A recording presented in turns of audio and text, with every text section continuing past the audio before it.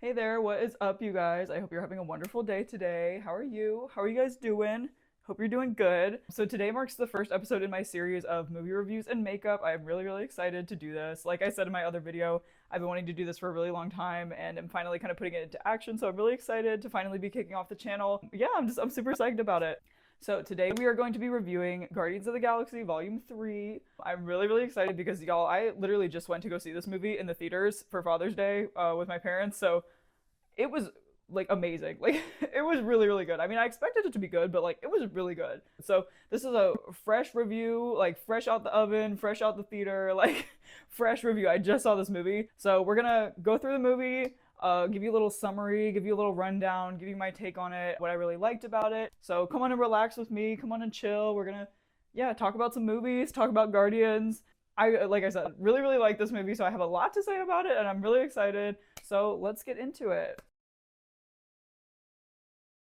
Okay, so I did want to also give a pre-warning. I'm going to be giving lots of spoilers, so if you haven't seen this movie yet, you might want to hold off on watching my review until you actually see it, just because there will be lots of spoilers. It's kind of hard to avoid. So yeah, if you don't want to spoil the movie for yourself, you might not want to watch this just yet. Go and watch the movie first because it was really freaking good. So yeah, just wanted to let y'all know. So let's get on into it. So today I'm going to be doing a Gamora inspired makeup look. So we're going to do some nice kind of like green, ethereal space. As you can see, I was kind of like going for like the space vibes with like my jewelry and everything and like the jacket. And then I had these earrings. Let me see. I didn't put them in yet because they're really big and they're probably going to get in the way when I try to do my makeup. But I thought they were kind of, yeah, very much like space celestial vibes. I felt like that kind of fit the theme of the movie. So I'm going to be putting those in later when the look is done. Let me get my headband. I don't know why I'm like out of breath just from talking. It's because I talk so fast. So I'm like catching my breath. So let me put my little headband on. I'm like looking in the window for my reflection to see if this looks stupid or not. No, there we go. She's holding my hair back nicely. Okay. Also, I was really debating, okay, I really wanted to do some sort of like character inspired makeup or something inspired by the movie, but I could not decide. I really either wanted to do something inspired by Nebula or Gamora because I feel like they're both the most like colorful characters out of the crew, you know? But I just could not decide. I was like, I could do a really cool blue look if I did Nebula, or I could do a really cool green look if I did Gamora. So I don't know. I kind of just was feeling the green, so that's why I went with Gamora. All the characters are equally iconic, like love all of them. It was hard to choose, but that's what we're going with today. So I'm gonna do kind of like a green inspired makeup look inspired by her character. Okay, all right, and I got my little drinky poo. We're ready to go. Okay, so let's just get into the movie. So basically the way the movie starts out is all the gang, the Guardians are just like chilling on their little planet in their new headquarters. Like they're just like walking around doing their thing, living their lives, and then all of a sudden this flaming like golden man which is really funny because the actor who plays this guy, I don't know if you've ever seen We're the Millers. It had like Jennifer Aniston and I think, I can't think of the guy's name. I'm pretty sure it was like the dude who was in The Office who played Andy, but I might be wrong. I can't remember. But anyway, it's a really funny movie. But the one kid, Kenny, it was like the actor who played Kenny, and like he just, anytime I ever see him, he was the same guy that was in the Black Mirror episode Bandersnatch, with like the interactive episode, the one with like the really blonde hair. Every time I see that actor, like he's just Kenny to me. Like I, for some reason, like I just remember him in that movie. Like every time I see him, it just makes me think of We're the Millers. I don't know. I thought that was really funny. So anyway, this golden like flaming fiery man just like flies into their planet, like flies into the ground, starts causing havoc. Like everybody's screaming. Everybody's like, "What the hell is that?" And basically, he like tries to grab Rocket. Like he's trying to kidnap Rocket, and he basically like crashes on top of him. Hey! Where did you go, squirrel? And then gets in a fight with like all the other characters because obviously they're defending him because he's their bro, you know, like can't let him take Rocket. It's like it's messy, you know. And then in the end, Nebula comes up and stabs him and critically wounds the guy. So like you'd think he's kind of like dead, but he's basically just like wounded really bad. So Rocket's very wounded. You know, they go to try to make sure he's okay, and so they have these little like med pack things that are supposed to kind of like magically heal people, but for some reason it's not working on him. Later you'll find out a little bit more about like Rocket's past. Like that was like a really big part of this movie, which one literally made me like cry for him because I felt so bad for like what he'd been through. Like this poor little guy, poor little raccoon guy, like just it's really sad, okay? But we'll get to that later. He has been like experimented on. So there's basically like this like kill switch thing embedded in Rocket from like all the like experimentation that he's undergone and stuff, which basically makes the med packs like not work on him, right? So they can't like heal him. So he's in like critical condition. Like dude is kind of like almost in a coma, like on the verge of death for like most of the movie. Yo, I'm still really getting used to like talking about stuff and also doing my makeup. It's like kind of hard because I'm going through like a wiki page so that I can give y'all like a short summary of the whole movie like as I'm talking about it and everything. But it's like the multitasking, I'm still getting used to it. All right, let me wet my beauty blender. Again, I'm too lazy to go to the sink, so we're just gonna do that. Okay, so basically throughout this whole movie, as Rocket is like kind of in this like coma like state, like he's basically recalling kind of I don't want to say like his childhood, but I guess like his upbringing. So he was basically like experimented on in this like lab with all these other animals by this guy called the High Evolutionary, which I'm gonna get into this later because this dude to me, like, I hated him. He was terrible, like a terrible human being. Like, well, I guess he's kind of more like a cyborg at this point. He has a bunch of like wires in him and stuff. He was a terrible human being, like awful. But the thing is, he's such a good character. Like he's such a well-written character because he's trying to create all these like perfect societies where like people or whatever creatures he creates. Sorry, I cannot I cannot get this freaking moisturizer out, you guys. I'm struggling. Come on, come on.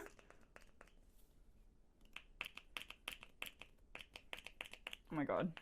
Okay, I think I had to like squeeze the air out of it. This stuff is so weird because it's like a pump, but it's also like in a squeeze bottle. So like you have to like it's getting down to the bottom and like I'm having to just like squeeze all the air out to like get any of the product out and it's starting to really annoy me.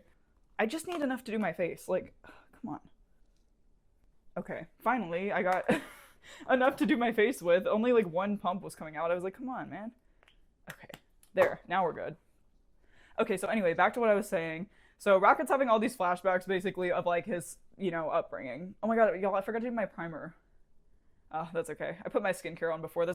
I'm just gonna take it off when I'm done anyway. I'm not going anywhere, so I guess it doesn't matter. It'll make it easier. Okay, so the High Evolutionary is basically this guy who, like, a lot of people in the universe, from what the characters say, like, consider him God because he's basically trying to create all of these, like, perfect utopian societies of, like, these kind of really, like, evolutionarily, is that a word? I guess like very evolved like beings that are, like very peaceful, like in his view, like the perfect society or like the perfect being. So he's like experimenting on all these animals to make these like humanoid animal creatures, and like he has all these like cyborg animal creature things that are like mutants. Like it's kind of freaky actually.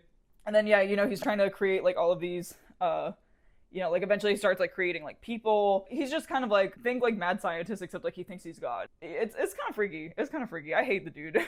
I hated him. So he was basically the one that like did all these experiments on Rocket to kind of make him like a sentient being, even though he's a raccoon. Or not a sentient being. I mean, obviously animals are a sentient being, but like so that he can talk and he's very like mentally like evolved, you know what I mean? Like he can speak and he basically act like a human. So he's doing that to like all these different animals and like just trying to create all of these things in all these societies. So he's basically trying to create this place that's like counter Earth is what he calls it. So it's supposed to be kind of like another version of Earth that's like a perfect society with all these like perfectly like advanced beings and all that jazz. So throughout all the times that they're showing Rocket unconscious, you're kind of like seeing what he went through in his past because all the gang, the Guardians are like, he doesn't want to talk about it. He'll never talk about it. So obviously Mance has been through some shit, So you kind of find out more about that and like what kind of the whole thing is kind of like his origin story in a way, which is really cool because I freaking love Rocket. He's probably like my favorite Guardians character. So it was really cool that it was like more centered on like him and like his story. So basically I'm just going to go through and give like a little, the rest of Rocket's story like while we're here because it's kind of shown throughout the movie. Every time that they show him like, laying there unconscious, like while the rest of the Guardians are kind of trying to like save him and it's like a whole mission. So anyway, basically what happens is Rocket is like super intelligent. Like he is developing at like a really fast rate. Like he's, he goes in there like not even really knowing how to like speak or anything like that. But then, they start experimenting on him, which is like very cruel, obviously. Like no one should ever be experimenting on animals, future, past, or present. But people still do it, unfortunately, even today, which is really disgusting. So he is just progressing in intelligence like really fast, and he is almost kind of like smarter than the dude who like created him, or not like smart, I mean I guess you could say smarter. He basically like realizes the flaws in the plan of the High Evolutionary guy. Like he's trying to create all these kind of like superhuman or like humanoid animal beings, but he was like, they're always full of rage, like they're always so angry. He was talking about like all the scientific stuff behind it, but I don't even remember the words that he was using, I'm gonna be honest with you. But basically the problem was that they would all be super, super angry, like they had all this rage inside of them, and he was trying to eliminate that through a scientific process, if that makes sense. Basically, Rocket figures out exactly why it doesn't work, and which is, kind of, I think kind of infuriates the dude. He's like, how did you know when I created you? So he's like, he feels like a lot of rage towards him because he's more intelligent than him, or like figured out something that he didn't know. But anyway, Rocket is just like really smart, and he always tells him like the more advanced, you know, creations that I've made are going to go to this counter Earth, and they're going to live in this beautiful society, and once you're ready you're going to go there. And you know, he kind of is like making him think that eventually one day he's going to like be released out into this like new society that he's trying to create, and all the other animals that are in there being experimented on think the same thing. It still makes me so sad. Like literally I almost cried throughout this movie. Like they're just going through all these like really like painful and like traumatizing experiments. So basically while he's in there, Rocket finds his own little gang of friends because he's kind of like trapped in this cage with these other animals, like this poor bunny and this walrus guy and this otter that all have these like, you know, prosthetic like metal limbs attached to them, and just have been like had all these like really cruel and like crazy experiments done on. So he becomes friends with them, and they all like bond and become besties because like they don't have anyone else to like, you know, hang out with. So like they're kind of trying to make the best of their situation, and like they become friends with each other. And they all give themselves names because they're like, well, I'm gonna need a name. Like the otter, she's like, I'm gonna need a name when I go out into the counter Earth, or when I go out into like, you know, the future world. I'm gonna need to name myself because I don't really have a name. And so they all go around like coming up with names for themselves. When Sire moves us to the new world, we're gonna need names. I mean, 89Q12, it's not really a name. So, I would like my name to be Lila. And then the rabbit, she's like, I want to be called Floor because I'm laying on the floor. And then the walrus, he's like, I got big teeth, so I want to be called Teeths. And then Rocket is like, well, at the time he doesn't have a name, but he was telling them, he was like, one day I want to build these advanced machines, and so I want to be called Rocket because he's really intelligent, you know. And he basically has this dream of like taking all his little buddies and flying out of there into the blue sky because they've never really like seen the sky. So he has this dream of like flying away with them in a spaceship into the sky, and it's really cute. So basically what eventually happens is he becomes, like I said, like the high evolutionary guy is like so angry that Rocket like found the flaw in his plans or in his design for these like creatures. And so he basically like wants to take his brain and like study his brain, but just kill him and kill all the other animals that like aren't of use to him because they're not advanced enough in his mind. So he's kind of just like playing God. And that's one of the reasons I wanted to say like this character, the high evolutionary guy, like he sucks. Like he's terrible. He's so cruel, so awful, has an insane God complex. Because he has all these like technologically advanced creations and ideas and, you know, whatever. But I will say his character was really, really like well written, because I think it's so representative of how even in our society now, like I think sometimes, especially when it comes to like animals and things that are smaller and maybe arguably like weaker than us, how people will try to kind of play God with them. There are a lot of situations where human beings try to play God when it comes to like experimentation, you know, both on humans and animals. He was just very like representative of like human beings trying to play God with like technology and science. And I thought that was like really scary because like that's kind of like something that's in our society today even, you know, and like something that worries me a lot about like the future.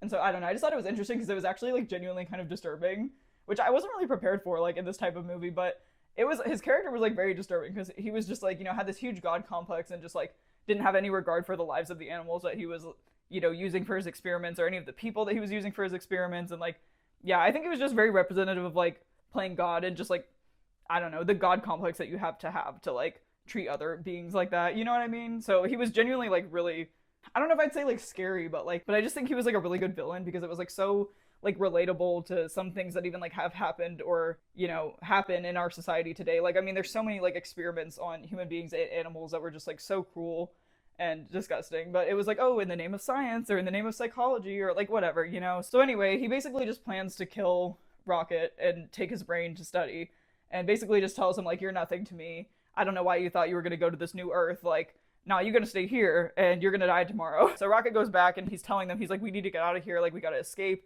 So he swiped a key from the guy while he was talking to him earlier when he didn't notice. So he was basically going to break him and all of his friends out so that they could escape. So basically what happens is the high priest, I almost said the high priestess. I'm in my tarot mindset. The high evolutionary, dude, it always takes me so long to blend my concealer. Like, let me just finish this before I keep talking. So basically the high evolutionary guy knows that Rocket is going to try to escape because he's very intelligent. So he catches him in the act, and he basically he ends up like getting all these people to like shoot at them. But Rocket has a gun, he gets the gun and he shoots them back. But unfortunately all his little buddies end up passing away in the gunfire. and his poor little friend Lila that like he was really connecting with, she gets killed too, and he's just like obviously like severely traumatized. Like he just like screams. He just like screams at like their deaths. It's just like so sad.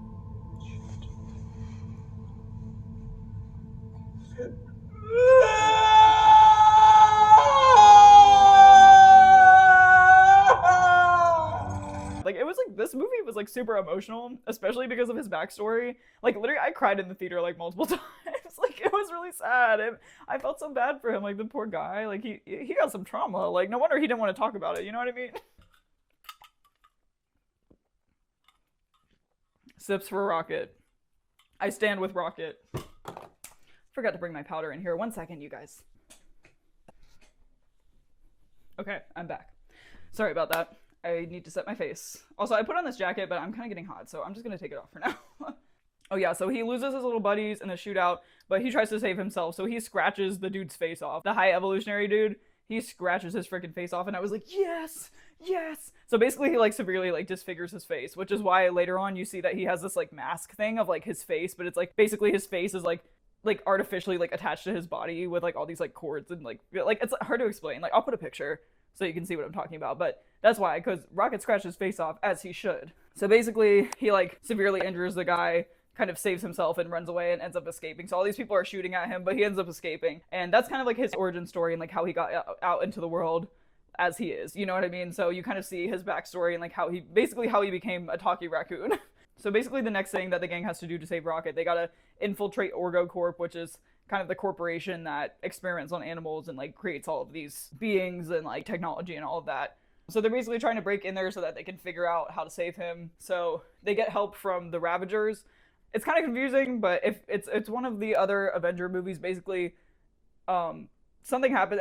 Forgive me because I haven't seen the second one, the second Guardians, or like a lot of the Avengers movies in quite a while. So I asked my dad to explain it to me because I was kind of confused, like what happened to Gamora and everything. But basically, the Gamora that exists in this timeline now is like a Gamora that never knew Peter or like any of the other Guardians. So like she didn't really know any of them or anything like that. So like she basically forgot like all the experiences she had with them and like her relationship with Quill and everything. Peter Quill. I don't know. He goes by both, I guess. So I'm just gonna refer to him as Peter, just make it easier. So she doesn't remember like the romance that she had with him or anything like that. She doesn't remember any of the rest of the people. So she kind of like finds a home in like all of the Ravagers, which is like where Peter originally came from and like grew up in. But she kind of joins them and like kind of becomes a part of their little family because, like I said, like she doesn't remember any of the experiences that she had with like the Guardians like in the past. Or well, this version of her never had those experiences. You know what I mean? So yeah, she never fell in love with him, never met any of them, like never like had those experiences with them, so she's not the same Gamora, you know what I mean? So basically Nebula like recruits the Ravagers and her sister to help them out so that they can get into OrgoCorp. So they come and they give them their uniform so that they can basically fit in with all of the staff there and sneak in there, try to find Rocket's file, all of that. Y'all, the next scene is like, it was so like aesthetically beautiful. Like I need to show a clip of it or something because it was just so cool. It was basically the scene where they all put on these like colored spacesuits to go out into space and go to this corporation. And they're all like floating in space and they all have these like different colored suits and like it's just such like so many aesthetically like pleasing shots and like the cinematography was just like so beautiful and it was just a really really cool scene. As a cinematographer and like filmmaker myself, I was like, yes.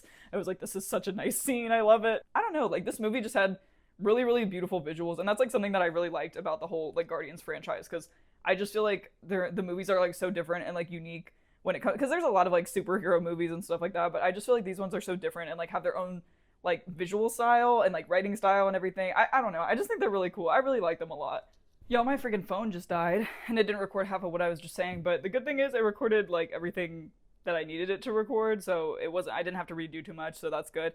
I was putting powder on my face for like freaking forever, so let me move on to the next step now. But anyway, the scene that I was talking about, they're basically going into like the OrgoCorp place, trying to infiltrate it to get Rocket's file and everything. So there's this really cool scene where they play the song. It's called In the Meantime by Space Hog. I don't know if any of y'all remember that song. Like if you were listening to alternative music stations, like, you know, radio stations and stuff like that in like the early 2000s, I feel like this song is like so nostalgic. Like it's so nostalgic for me. It brings me a lot of like childhood nostalgia. I don't know why. I just feel like I remember hearing it a lot when I was a kid. So they're playing this song and it's this really cool montage of like all the Guardians like getting out of the spaceship and like, you know, they're all in these different colored like kind of like rainbow like spacesuits. and they like, you know, touch down on this alien planet and they're like, you know, floating through space, and it's so like visually appealing and just like unique. It's just really cool. Like the whole visuals of this movie were just like beautiful. Like I really liked it. I loved it. I really enjoyed it. But I really liked that scene, like really stuck out to me because it was just like so cool. Like I definitely am gonna have to add a clip so that y'all can see what I'm talking about a little bit. So yeah, like I said, they recruited the Ravagers to come and help them, so they brought them these suits to put on when they get in there, so that they basically look like all of the staff like working at this corporation place so that they fit in. So it's really funny because as soon as they get in there, the guy like who's supposed to be kind of like on security watch is like, oh, like you know, the lady's telling him like over the intercom, she's like, I see something on the camera, there's some sort of anomaly going on in like, you know, the I don't know, whatever room it is that they come into, and they obviously see something's in there. And then when the guy opens the door, they like come in with these guns and everything, and they're like, what the hell, man? What are you doing? Like, that's so unsafe. And they're like, you know, getting mad at him, like acting like they work there. It's really funny because they're all like improvising.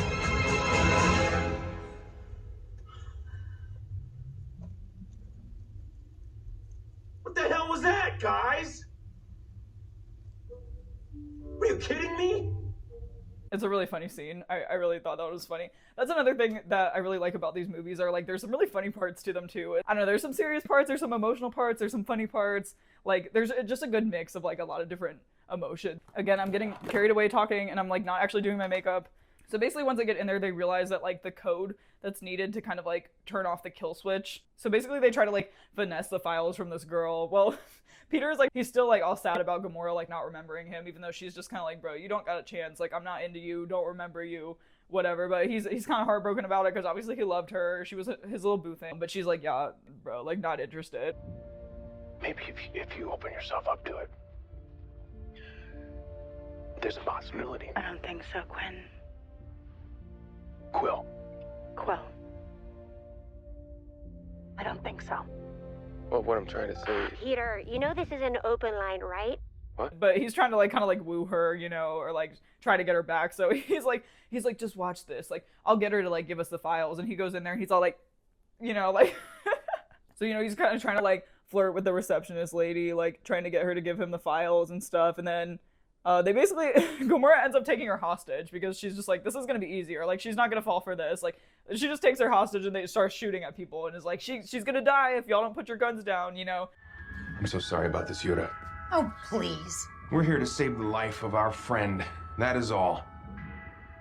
We paid her to help us get in and get out. You think that'd mean, oh, I'm gonna help you do it in a way that no one knows it's happening. But no, what she means is I'm gonna shoot people, threaten people's lives. And I know you're probably asking, why would I trust her? Well, that's a good question. The answer is, we used to be in love. Yeah, she was my girlfriend, only she doesn't remember it because it wasn't her. Because her dad threw her off a magic cliff and she died, and then I lost my temper and nearly destroyed half the universe. And she came back out of the past. There she is. Everyone else who died in the past stayed dead, not her. Why? Was it the magic cliff? I don't know. But like I said, Rocket has that like kill switch thing. So if they try to operate on him or do anything to like try and save him, like basically it'll kill him. They like kill switch or whatever, they're basically trying to like deactivate that. And they need to like find the code to do so, but the code is gone. So they kind of know who did it. It's like one of the dudes that was kind of like one of the little henchmen of the high evolutionary guy, because they see through his memories that like he was experimenting on Rocket too. So they already kind of know that it was him, and Peter is like out for blood. Like he's like, I know that you experimented on my friend and you gonna get it. Oh yeah, I forgot to mention, but throughout all this, there's this really funny scene where they're trying to like sneak into the corporation, where they're like, I'm gonna need you to see your IDs, and Mantis and Drax are like trying to get in, and you know how she has like the ability to like basically kind of like mind control people. She like touches the guy's arm and she's like, you're madly in love with him. And so the guy's like hitting on Drax. He's like, hey, like, what's your name? Hey. Hey. How you doing today? I'm all right. And then he just lets him in.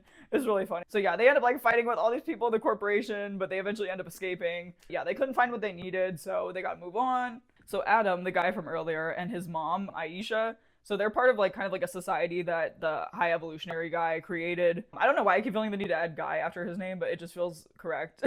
The high evolutionary guy, whoever the hell he is. So they're like creations of his, so he's basically using them to try and retrieve Rocket and like bring him back to him. Oh yeah, and he's also basically like, I'm gonna wipe out your entire society if you don't help me. So basically the gang goes to Counter Earth to try and find the little henchman guy that I was talking about before that they know probably has the code. He has this little like thing attached to his head that he has the pass key in to basically like unlock the kill switch thing or whatever that Rocket has so that they can save him. So they go to Counter Earth, which looks exactly like regular Earth, except it's like all these like humanoid like animal creatures, and like they're driving through the streets. Like, you know, it's supposed to be like a perfect society where like, you know, everyone is calm and peaceful, and like they see people like selling meth to each other, like beating each other up. Like it's basically like a reflection of like, you know, the human world. So it's this whole society of like these people that are kind of like half animal, half human, and they like, you know, they speak a completely different language. And so basically they get there and they come down out of their ship literally looking like aliens to these people because they've never seen anything like that before. And they come down and they're like, we come in peace, we come in peace. And then this little girl like throws her ball and she's like, ha, at Drax. And then he like throws it back at her, but he's like, you know, he's strong as fuck. So he like chucks it at her head and she like falls over and they're all like, and they all start like throwing stuff at him because they think that they're like violent and everything. But this one lady, she like falls and like skins her knee and Peter's like, here, like, let me help you. So, you know, she's kind of like, okay, they're not scary. So she invites them inside and they're basically trying to get her to help them, but like she doesn't speak their language. So like they're trying to like forever to like basically get her to understand that they're trying to save their friend and explain everything to her, but she doesn't speak English. So like it's a bit of a struggle, but they're trying to like sign it to her and stuff like what they need help with.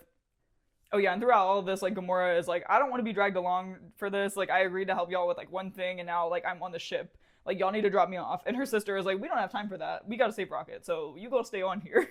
So she basically is like, okay, well, I'm not coming with y'all then. And she's trying to get her, like, Ravager friends to come pick her up. So she's just, like, waiting in the ship while they're kind of out doing their thing. So basically, while she's in there, she's just kind of, like, chilling in there, like, looking around. And she kind of sees Rocket in there, and she's like, obviously she doesn't remember him or anything, but she's like, oh, you must have been a really loyal pet if they're willing to do all of this for you. So you can tell she kind of like, I don't know, I think she has some like compassion, you know, she still has some compassion in her, even though she's kind of like a hard ass, you know what I mean? So basically, after they try to get that lady to help, they're like, hey, is this your car? Can we use it? And so they take her car, but like barely any of them know how to drive, obviously, and Peter doesn't know how to drive even though he's a human because he hasn't been on Earth since he was like, I think like 8 or something.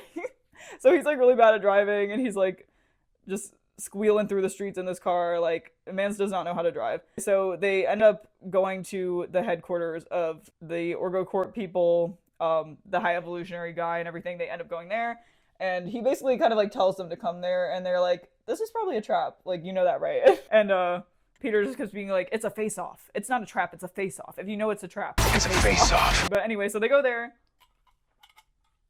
and they're basically trying to find the guy with the thing on his head where they can get the code from him. So they go in there and the dude is like so condescending. Like he's basically like sitting there. He's like this, like making them wait to like even talk to him because he's like busy doing something. Like I hated the High Evolutionary guy. He was such a condescending prick. But he, again, very well written character, but oh, I hated him. He was so awful. They kind of ambush him. They end up throwing their grenade and stuff, and so like everything explodes. And then all of a sudden Groot comes out. You know, Groot is like giant in this movie. So, and he's actually played by Vin Diesel, which I think is really funny. I didn't even realize that. But he's, you know, he's like big and buff, so he like sticks out all his branches and stuff and like all of his different arms. And like he's just holding all these different guns. He's like strapped. He just comes out like firing away. And it's so funny. Sorry, it is hard to do my eyebrows while I'm talking. By the way, this is my first time using this eyebrow pencil, but I really like it. She's looking good. I'm like, okay, Morphe. They find the guy who was experimenting on Rocket and the one who has the pass key in his head, in that little like device on his head. Peter has a gun to him. The guy, I'm trying to remember his name. I think his name is Thiel. But yeah, he's like, spare me, please spare me. And he's like, he puts the gun down and then he's like, oh my gosh, thank you. And he's like, I wouldn't say that just yet or something like that. And then he basically like pushes him out the window and like jumps with him. Peter does. And then Groot kind of like jumps out after him and tries to like save him, tries to grab him. So they kind of like, they end up falling out of the building, but like no, they don't end up dying or like getting hurt or anything like that. But they drop the other guy like into this lake. Or they kind of go flying with him like into this lake and like push him underwater and then basically kill him. And then he takes the knife and like, you know, is trying to carve out the passkey thing from his head. And then meanwhile, this whole time, Drax and Mantis were supposed to stay behind to like watch Rocket, but Drax was like, no, I'm gonna go fight. So he decided to leave and he was like, you coming with me, Mantis? And she was like, well, I guess so. So Gamora is just like left in the ship alone and she's just kind of like cracking a few beers, just like walking around, kind of like snooping around. Like I said, she was kind of like looking at Rocket and then she was like looking through Peter's stuff and just kind of like exploring the ship or whatever. And so basically while she is in the ship, all of a sudden there were like all these explosions. So Aisha and David did not come to play. Why did I call him David? Aisha and Adam that I mentioned earlier, like they did not come to play. So they're, basically attacking them and everything, and it turns into this big like attack scene. So she tries to grab Rocket and save him, even though she was like, yeah, I'm not gonna help y'all. But it was kind of cute. You could tell she had a soft spot for Rocket because he's just so cute. He's a cute little raccoon. How could you not want to save him? Like, this is why I never fill in my eyebrows, because it takes me a long ass time. But yeah, I forgot to mention this as well, but Nebula was also with Groot and Quill whenever they went in to like talk to the people at the corporation and everything. But they were like, she gotta wait outside because she got a weapon for an arm and we got a no weapons policy. So they basically have these like cyborg like animal creatures. One of them is called War Pig, and she's basically sent to go and try and kidnap Rocket along with Adam and Aisha. So that's when Gamora saves him and runs away with him. And then she's like, wait, I gotta get back on the ship. And then Adam actually like kills War Pig because basically he's trying to get the recognition for bringing Rocket back to his little master or whatever. So while Groot and Quill are there talking to the high evolutionary guy, they're basically like, bro, is your society really perfect? Because like we just saw somebody selling meth like on the street like 5 minutes ago. And so he was like, well, shit, I gotta destroy the whole thing. Just gotta blow it up because it's not perfect. Because that's just like his whole thing. It's like, if it's not perfect, just like break it down, start again. Like he really thinks he's God. You know what I mean? So basically he's planning to like just blow up the whole thing. So that's gonna destroy Aisha as well as like all of the other little like, they call them Animen, all the other Animen that he has like populating this planet. So yeah, like I said, Quill and Groot jump out the window with the advisor guy where they need to get the thing out of his head. They throw him into the water, cut the thing out of his head. So basically they finally do get the code, the key pass thing from the dude's head. So they go back and they try to use it on Rocket, but unfortunately instead of saving him, it actually just kind of gives him like a near-death experience. It starts making him like convulse and like foam at the mouth. Like it's just not really having the effect that it was meant to give. So yeah, like I said, it didn't work the way that it was supposed to. So basically what happens is Rocket like kind of just flatlines. So he's like temporarily dead.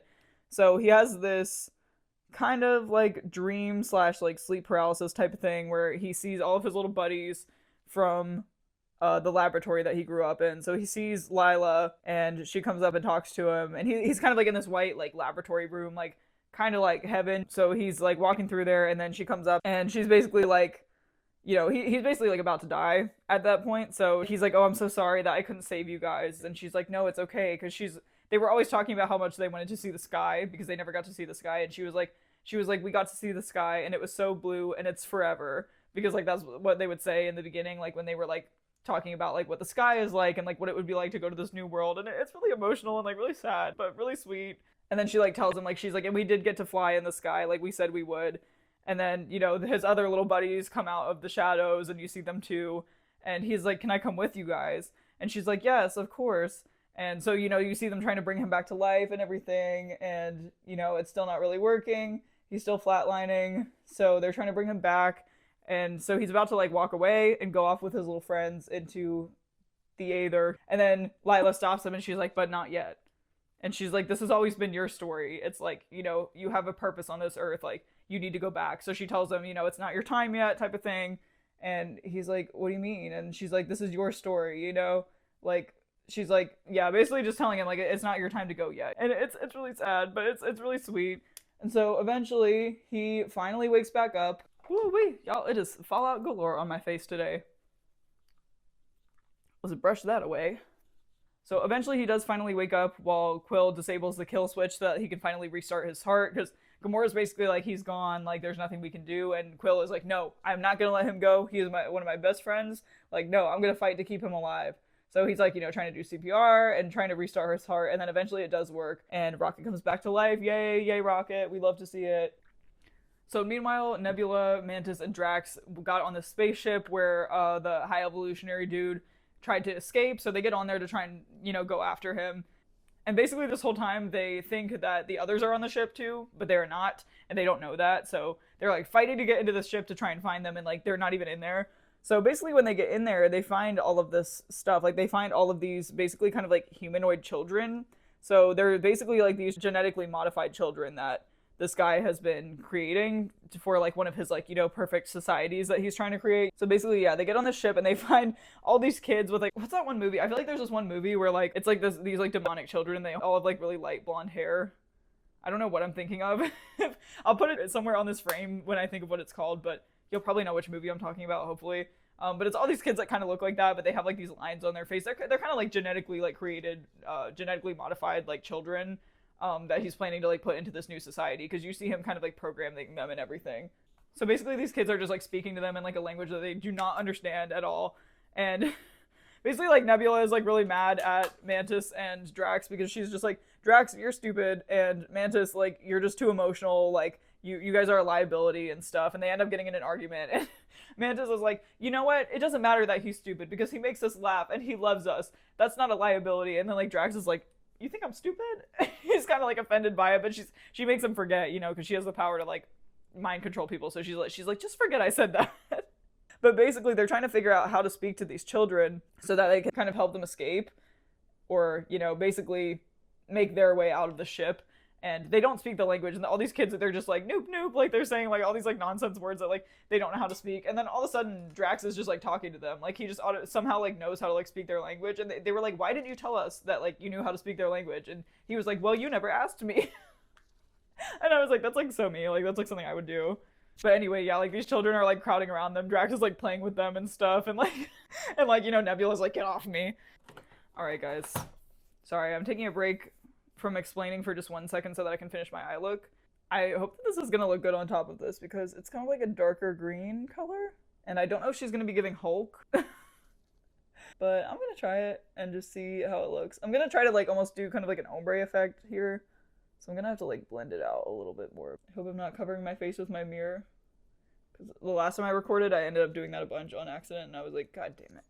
I've had this like pretty dark green color in this palette for so long that I've been waiting to use, and now it's a perfect opportunity, I think. So yeah, they find all these kids, and then basically the other Guardians kind of stage like a rescue mission. They get in touch with them over the intercom, and they're like, where are y'all at? And they were like, wait, y'all aren't on the ship? Like, we thought y'all were on the ship, that's why we're on here. So, a bit of a miscommunication there, but now they're like, damn, well, we gotta like save these children, or like do something with these children, like what are we gonna do? Alright, and then the next thing I want to do is I want to put some glitter on. So basically what happens next is the high evolutionary dude is just like, he's like obsessed with finding Rocket. Like he literally will not let it go. And one of his advisors, like she keeps kind of being like, bro, like you gotta chill out with this. Like I don't know why you have an obsession with this. Like we're trying to like inhabit a new planet with all of these children. Like why are you focused on like trying to find this raccoon? So Miss Girl actually stages a mutiny, and she's like, she puts her gun up and she's like, I'm taking over the ship. And all the other, like, you know, all the other guards and everything, like, point their guns at him. And they're all kind of, like, staging a mutiny against him. Because they're like, we're tired of this shit. Like, we're trying to start a whole new society. Like, why are we chasing a rodent? You know what I mean?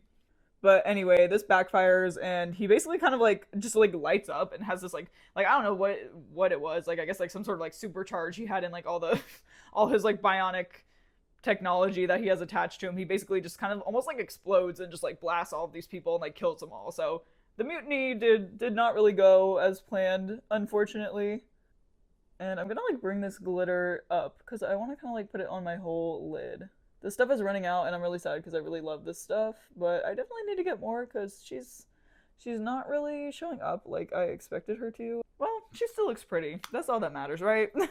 Okay, guys, we are almost to the end, and if there's any time left, I'll probably just talk about like some of the other things that I really liked about this movie, just because I feel like I'm doing my makeup a lot slower than I'm actually explaining the plot of this movie.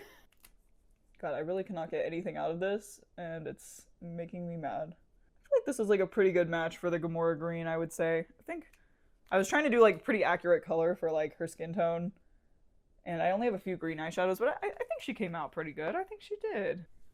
So basically, Drax, Nebula, and Mantis are still on the ship. So on the ship, there's all these like different animals, all these different like humanoid things. It's just like all these different like experiments. They feel like they have to save the children, so they're like, okay, we can't leave yet because like we gotta save these kids, you know? Like we can't just leave the children. Especially because Drax, he's like a big softie for kids because you know he was a dad, which is really sweet. I thought that was really cute. Got to do that inner corner highlight. I feel like this would not just like this look wouldn't hit as hard if I did it without the inner corner highlight. But I just feel like it's gonna make her pop a little bit more, especially because like Gamora has like the kind of like silver accents on her face. I feel like that would be like kind of a nice touch. I went from using one mirror to another. I don't know how, and I don't know where my other one went either, but that's fine. I'm gonna sit this down so that I can do my waterline. So basically, while they're on the ship, they meet these things called obelisks, which are like kind of like these, like imagine kind of like a big like octopus creature, but also like this giant mouth full of like a bunch of teeth. And they're all like, you know, squealing and screaming and like roaring at them and stuff. Like obviously they're kind of scary, But Mantis is like, you know what? They're probably just scared of us. Like, I just need to show them that it's gonna be okay, that I'm not gonna hurt them. And like the rest of them are like, bruh, really? But she befriends them and she's like, it's okay. And then they start being calm and then they basically become their little friends. There's a scene where they all come like riding out on them to meet the other guardians and stuff on the ship, and it's really funny. And I was like, I love that she just like befriended them. She was like, they just need a friend. Like, they're not angry, they just need love. Like, Mantis is like so me. Like, I love her. Like, she's like an emotionally intuitive queen. Like, you know what I mean?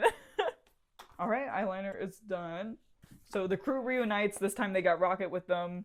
So they're back and better than ever. Rocket is alive. Everybody's like, hell yeah, Rocket is alive. Like, we love to see it. Like, yeah, it's like a nice little reunion. You know, they're rejoicing. And also they have their little like obelisk friends now. So they got the extra muscle power there. So they're basically trying to rescue these kids and like all the other, you know, creatures on the ship. So once they get back together, they're kind of like, basically they're like, we could just get out of here now and save ourselves. And like Gamora is like, we need to just like leave. Like, if we just stay here any longer, we're just gonna get killed. But Rocket is like thinking about his past and like all of the animals that he didn't get to save when he was like being experimented on and like basically being, you know, held in that testing facility. Like, he feels a lot of regret for not being able to save his friends and not being able to save the other animals that were in there with him. So I can't just leave all this, you know, all these lives on here to just be destroyed, you know what I mean? Like, so he was just like, you know what, I'm done running.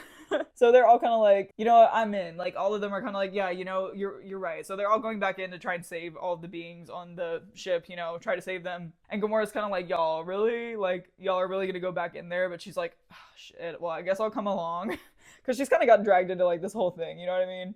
So she's like, okay, fine, I'll come along, I'll join y'all. So they get in this big action-packed fight, which this was a really cool scene. I really like the fight scenes in this part. But they get in this big fight with, like, you know, kind of all the little, like, henchmen and stuff of the High Evolutionary. So it's, like, you know, all these, like, cyborg animals and, you know, like, all the people that work for him. And, yeah, it's, like, this big, really cool fight scene where they're all just throwing it down. Love to see it. So then there's a scene where Rocket basically goes back in to, like, save the animals. The deal was, like, okay, we'll just save, like, the kind of, like, more higher evolved species and just kind of like try to like prioritize them. But Rocket goes in there and he sees all the poor animals that are like being held in there, and he remembers his past. And there's this one part where he sees all these baby raccoons and they're all like looking at him like, oh, you're one of us. And it's so cute. Like, they're all like, you know, little scared baby raccoons, and he's like tearing up, and they come out and like touch his nose. It's so freaking cute. So he basically tries to save all of them, but then he's like feeling guilty that he can't save all the rest of the animals. And he's kind of like debating, like, should I use the key card to like get out all the rest of the animals, or like, do I have time for that? Like, probably not. So he's like kind of debating what to do. So basically, while he's sitting there and like debating, like, you know, how many of them can I save, freaking High Evolutionary guy comes in, being the asshole that he is, and he starts shooting at him. And he's like, how dare you think that you're meant for anything more than what I created you for? And, you know, just being the condescending prick that he is. Being the asshole that he is. You know, he's obsessed with like trying to get Rocket so that he can study his brain. So he's like filled with so much rage that, like, you know, this creature that he created hasn't been able to escape him and like outrun him. Like, I feel like he has a lot of rage towards him because he feels like, you know, he's outsmarted him in so many ways. I think deep down the High Evolutionary is just very, very insecure, and I think that's why he's so obsessed with like trying to be this like god figure, because he obviously is very insecure in his own intelligence. Like, bro, imagine being pressed that, like, a genetically modified raccoon is smarter than you. Like, isn't that, like, was not, like, your goal in, like, creating him? Like, I don't understand, you know what I mean? Like, I thought that was the whole reason that you were making these things, was so that they would be smart and intelligent. But now you're mad because he's more intelligent than you. Bombastic side eye. So they all basically come in and start, like, helping Rocket defend himself against this motherfucker.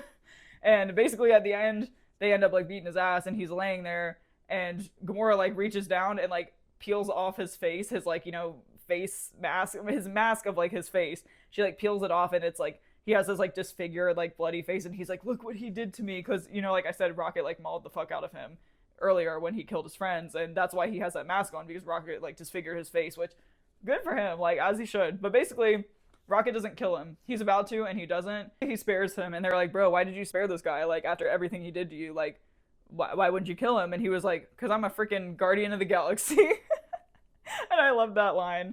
But yeah, you know, he doesn't kill him, even though he should have, in my opinion. But, you know, deal with your trauma in your own way, King. That's your choice. So basically, I don't know if you guys remember, I'm trying to remember his name. I think his name is Kraglin. He's like the one with like the little spear thing that he can like control by whistling, and then he has like the telepathic dog.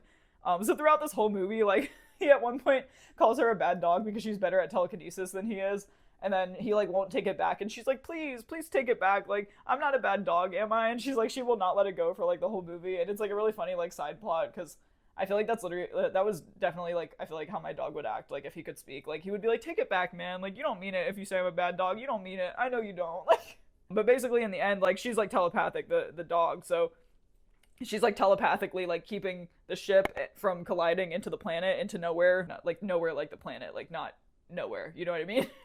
So she's basically keeping it from crashing into it so that, you know, doesn't like explode, but she can only do that for so long. So she's basically like holding it with her mind while they're basically trying to get like all these children off the ship, and they're like, go, go, go. And then, you know, Rocket is like, we gotta save the rest of them. And they were like, what do you mean the rest of them? And he was like, the rest of the animals, like, I'm not gonna leave them on there.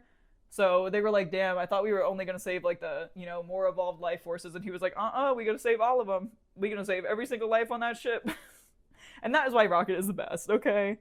That's why I love him.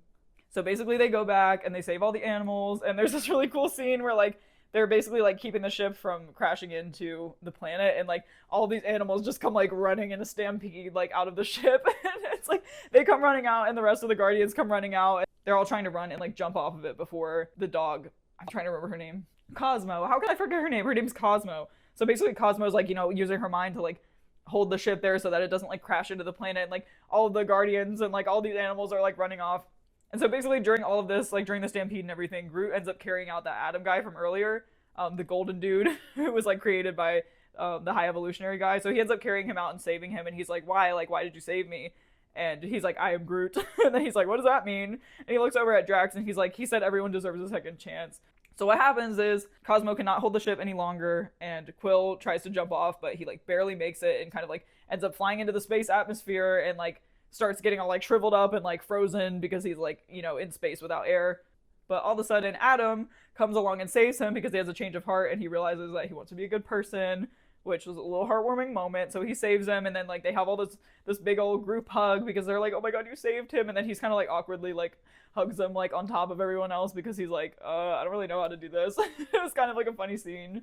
So yeah, it was a nice happy ending, you know, all the animals were saved, all the life forms were saved, and I don't know, it was just such like a like touching story, especially poor Rocket, like all his trauma and like just everything that he went through was like so sad, like literally made me cry in the theater, like just watching it, like all his poor little animal friends, and the fact that he couldn't save them, but he saved all the animals this time, and he saved all the life on the ship, even though it was really difficult, and like, I don't know, it was like a nice heartwarming end to the story, you know? Oh yeah, and little side note, I forgot to mention this earlier, but the Adam guy, he's basically being trained to like, you know, be a killer and use his powers for evil and whatnot. But there's this little like thing, it's like one of the Ravager's pets that gets captured earlier somehow, but it's like he's like this little alien like dog thing, and he's so cute. But for some reason, like Adam has like a soft spot for him. Like he's like, oh, I feel bad that I killed his owner. Like he looks so sad, you know, like he doesn't want to hurt him. Aisha, like she's like, you gotta get rid of it. Like we can't have that thing. He's like, I'm not getting rid of it. Like he's like, it's like his pet. Like he loves him. But basically he ends up joining the Guardians and stuff because Adam, well, they think he died, but then later on he like ends up surviving, but he ends up like kind of just like passing out like from getting beat up and everything. So he's kind of like, okay, well, I'm gonna just join you guys, and he joins the Guardians and stuff, and he becomes like kind of part of their little crew, and yeah, it's really cute. But basically when they all get back to nowhere, they're kind of like discussing like, you know, what's next from here. Gamora ends up going back to her scavenger buddies, and like, you know, it's this really cute scene where like, you know, it's, I think the cool thing about this film is like so much of it I feel like is really about like chosen family, and like, I don't know, the people around you that really care about you can be your family, like no matter whether they're blood related to you or not. I feel like that was like a really big theme in this movie, and like I thought that was really beautiful. And I don't know, I just really like that. It really focused on like the bond that, you know, all of the Guardians have with each other, and like even though, you know, Gamora's from like a different timeline or whatever, like she finds family, and like all of the Ravagers, like, you know, she comes home and they all like welcome her back, and they're like hugging her, and like, you know, they're partying and celebrating, and like it's kind of cute. It's a cute scene, you know? But yeah, so they're kind of just talking about like what they're gonna do from here. Quill is kind of like, you know what, I feel like I kind of need to like find myself. I need to take a break from the Guardian stuff. Like I've just been running for so long. I need to like go back, because earlier Mantis is kind of like talking about how you know, he could still potentially have like a grandfather that he hasn't talked to in a really long time, and he's like, you know, she's like, you could have just left him there and like not even, you know, gone back to check on him or anything. And he kind of like doesn't want to talk about it, but she kind of like makes him feel bad for it. So he basically goes back to the Earth and like sees his grandpa and stuff, and his grandpa's like so happy to see him, and like hugs him and everything. And like it's like a really emotional scene, very cute. But he's basically like before that, he's like, you know, I need to just take a break, kind of like find myself. And Mantis is like, you know what? Me too. Me too, bro. Like she's like, I also gotta go find myself, you know? So she goes off with her little, what are they called? Obelisks that she befriended. They're like her pets now. So she like goes off and like they follow her and she goes off to kind of like explore and like find herself or whatnot. So yeah, she goes to find herself and then they're kind of like, well, dang, who's gonna be captain then? And then they were like, you? Like to Nebula? And she was like, no. She was like, I'm gonna focus on like, you know, trying to create this new society and basically create a society that I never got to grow up in. Because, you know, she has like a really traumatic past too. And like Thanos basically like tortured her and was like terrible to her, even though like she was his daughter, which is like really messed up. Freaking Thanos, man. What an asshole. He was like, just like ruin everybody's lives. So yeah, she's like, you know, I'm gonna like stay here, basically like raise these children and like, you know, kind of just like lead the society. So then Rocket is kind of like, dang, well, like, is everything just over then? Like, what the hell are we gonna do now? And so Quill is like, you're gonna make a better captain than I ever will. And he like makes him captain and is like, Rocket, you're captain now. And then Drax, like I said, like he's, you know, very much like enjoys being a dad. And Nebula even tells him, like, she's like, I realize your purpose isn't to destroy people. Your purpose is to be a dad. And I was like, oh, that's really cute. Because, you know, he had a daughter and like he very much like enjoyed being around the kids and he was like playing with them and stuff. So he kind of stays there to like help raise the kids too and kind of like help them like assimilate into society. Very heartwarming, very cute. We love to see it. So yeah, basically Rocket becomes the new captain and they kind of are like, you know, we're never going to lose touch with each other. Like we're always going to be the Guardians. We're just, you know, some of us got to take some time for ourselves, but like you got this, Rocket. So that's basically the end. That's pretty much it. And then there is like a little cut scene where they basically show, well, okay, after that scene, first, like there's this like little dance montage where like Rocket's kind of sitting there and now that he's captain, he's like chilling in nowhere, you know, and there's all the kids, all the new kids and all the new animals like being like introduced into society onto the planet or like, you know, just vibing, like everyone's like talking and chilling and like, you know, like there's all the little kids that they saved, all the animals that they saved, they're all like living happily ever after. And then Rocket starts playing music, which another thing that's really cool about this film is like that all of the music is basically supposed to be like Quill's playlist, like off of his iPod. I think that's so cool. There's so many bangers. I freaking love the music in this movie. I really do. Like there's so many good songs and just, I don't know, the way that they did it is just so cool, especially like the fact that it's supposed to be like his music. I just think it's kind of like unique and like a cool way to like, I don't know, score the music in a film, you know what I mean? So anyway, he's sitting there, he's listening to the iPod because Quill was like, I got this off of the ship for you. And kind of gave it back to him as like a gift. And so Rocket's sitting there and he's like looking through the playlist and then he starts playing music and he starts playing Dog Days Are Over by Florence and the Machine, which I love that song. It's such a good song. Never gets old. So he starts playing that and it starts playing through the speakers. So he starts playing music so that like all the kids and all the animals and stuff can like learn to dance. And it's like a really cute, like really heartwarming scene. And Groot starts dancing. When the music comes on, Groot starts dancing and he's like dancing like this. And all the kids are kind of looking at him like, bro, what are you doing? Because like they don't know what dancing even is. And then all of a sudden, like, you know, Rocket gets up and he starts dancing. They're like dancing together. And then all the kids start dancing. And then everyone else starts dancing. There's just like this big montage of like everybody dancing and everyone like being reunited with their families. And like, you know, like I said, Quill goes home to like see his grandpa. And then like Gamora goes back to like her Ravager family. And like, it's just like a very heartwarming scene. So then that's pretty much the end. It ends on like, you know, a little dance number with everybody dancing to Florence and the Machine. It was such a cute ending. All right, 1 second, little spritzy poo. Oh, I feel refreshed. I really like this blush color with the green as well. It's giving very Gamora. We love to see it. So basically, after all of that is over, you kind of get this little like cutscene where you see Rocket leading the team. So it's like Adam joins the team, Kraglin and Cosmo are there. I'm trying to think of who else. One of the little girls from like the kids that they saved is like part of their team now. And then, you know, like Groot and the little dog, the little like alien dog thing, like they're all kind of like part of like the new you know, Guardians team and everything, and he's like leading them. So it kind of ends off with them going on like a little mission together.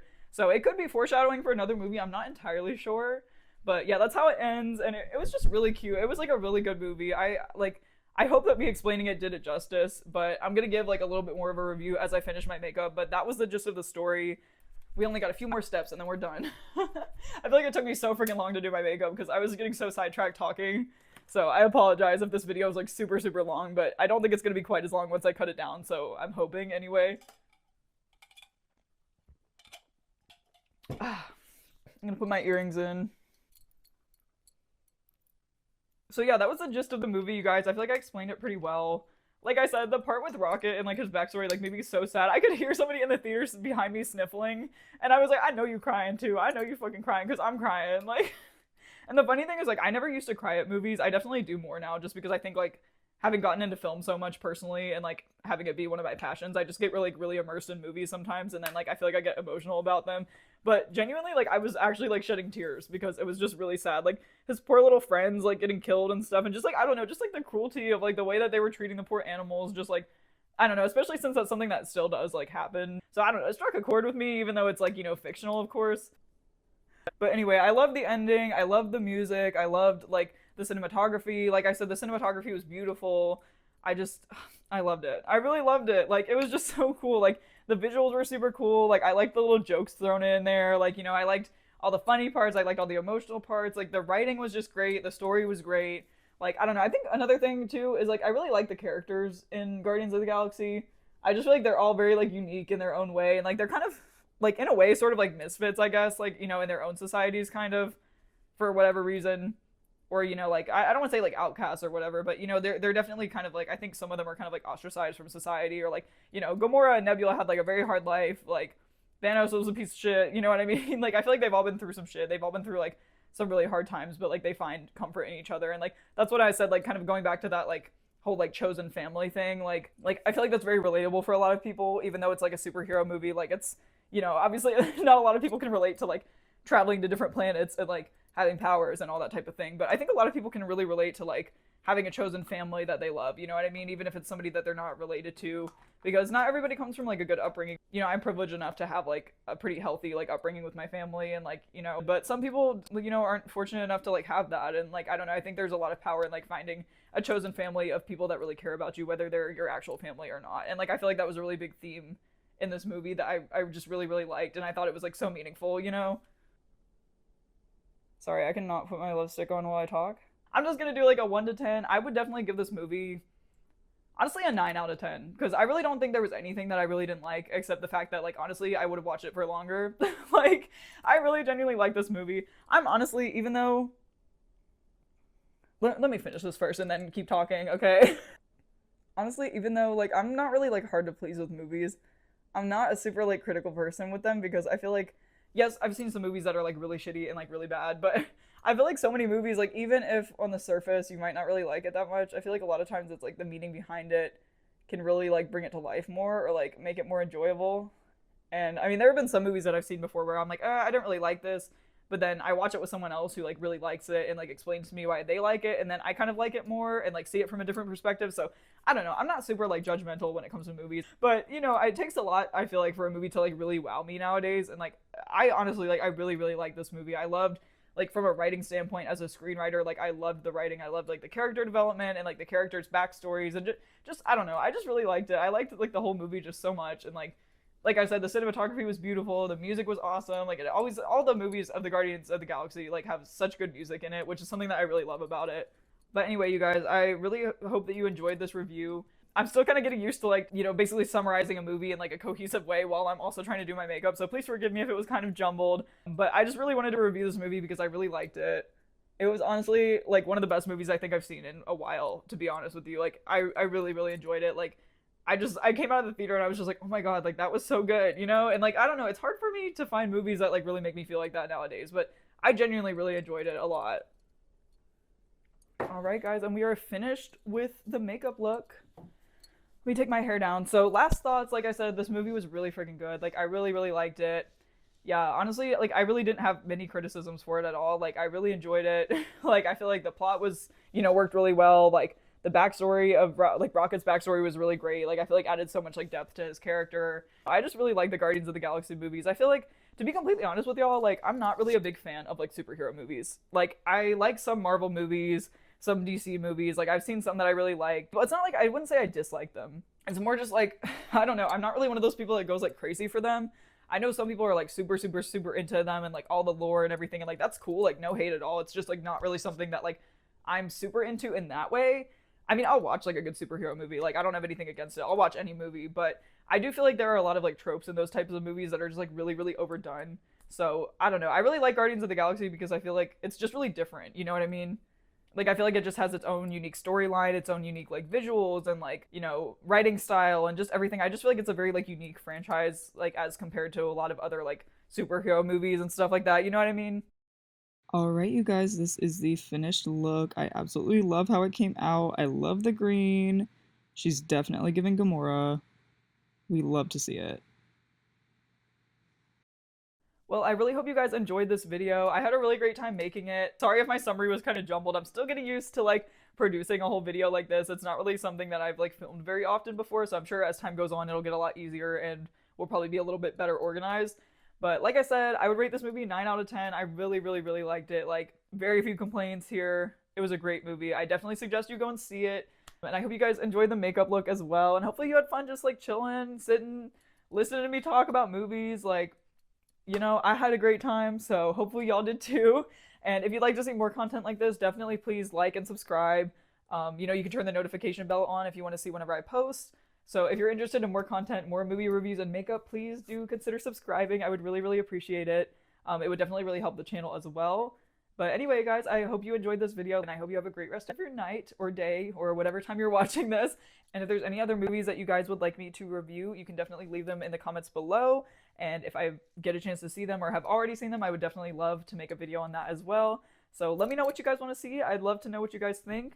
And anyway, I hope you guys have a great one, and thank you for chilling with me tonight. And yeah, until next time, you guys. Bye.